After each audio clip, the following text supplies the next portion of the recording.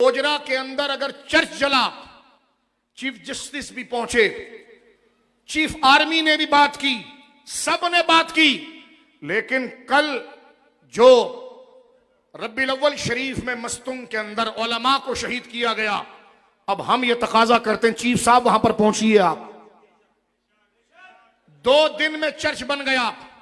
तवज्जो है, यहां पर ऐसा ना हो कि ऐसा से कमतरी की तरफ जाए। चीफ जस्टिस पहुंच उधर, तुझे तो रोना आ रहा था ना, तुझे रोना आ रहा था, तुझे उनके बदन जो जिनके टुकड़े मैदानों में फैले हुए थे उनको देखकर भी हम तेरी कोई वीडियो देखना चाहते हैं कि आप रो रहे थे।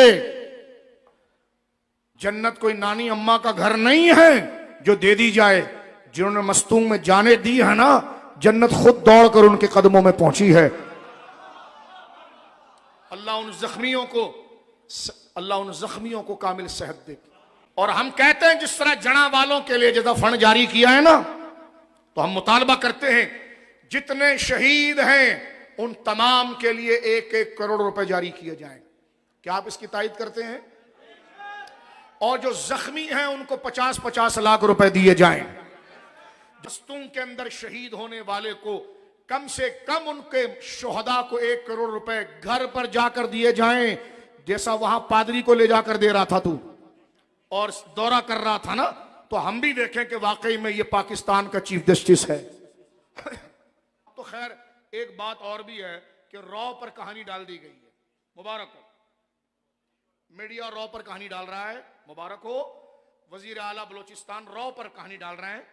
रॉ जाए जहन्नम में, खुदा की लानत हो उस पर। लेकिन आप जो इतनी जल्दी आगे बढ़ रहे हैं ना, ऐसा ना करें। हम उस डीएसपी के लिए भी दुआ करते हैं, अल्लाह उनकी मग़फ़िरत फरमाए जिन्होंने जामे शहादत नोश की। ये सर्द खाने में डालने वाली पॉलिसी है। किस में डालने वाली? सर्द खाने। ये रॉ ने किया है। मैंने कहा रॉ ने किया है तो तुम्हारे घर में तो बगैर 10 दफा कुत्ते सूंघे बगैर कोई नहीं आ सकता।